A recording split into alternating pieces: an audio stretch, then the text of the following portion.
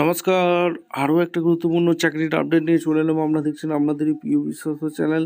বন্ধুরা, পশ্চিমবঙ্গে 23 জেলা চাকরি প্রার্থীদের জন্য সুবর্ণ সুযোগ।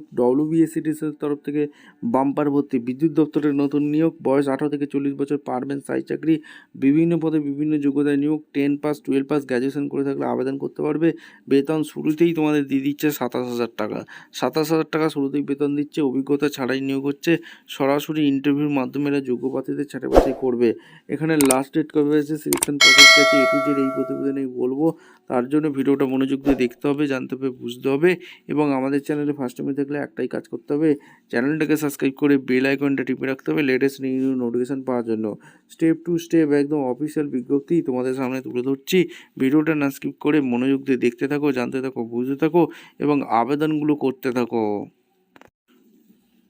আচ্ছা, একদম অফিসিয়ালি নোটিফিকেশানে আছি। নোটিফিকেশানটা ভালো করে চেক করে নেবে। West Bengal State Electricity Distribution Company WBSCTS-এর তরফ থেকে যে ভ্যাকেন্সি রিলিজ করেছে, অ্যাসিস্ট্যান্ট ম্যানেজার জুনিয়র ইঞ্জিনিয়ার পদের যে নিয়োগ হচ্ছে, www.wbsc.in এই অফিসিয়াল ওয়েবসাইটে আবেদন করতে পারবে। কোয়ালিফিকেশান কী লাগছে, graduate MB PG diploma HR finance diploma electrical engineering পড়াশোনা করে থাকলে আবেদন করতে পারবে।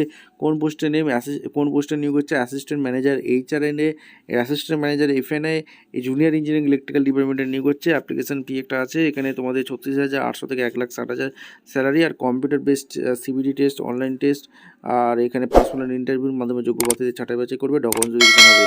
এজ লিমিট 18 থেকে 32 বছরের মধ্যে আবেদন করতে হবে। ভিডিওটা ইনফরমেটিভ মনে হলো আমাদের চ্যানেলে ফার্স্ট টাইম দেখলে চ্যানেলটাকে সাবস্ক্রাইব করে বেল আইকনে টিপে রাখতে হবে লেটেস্ট নিউ নোটিফিকেশন পাওয়ার জন্য। দেখা হচ্ছে কোনো পরবর্তী ভিডিও। ধন্যবাদ।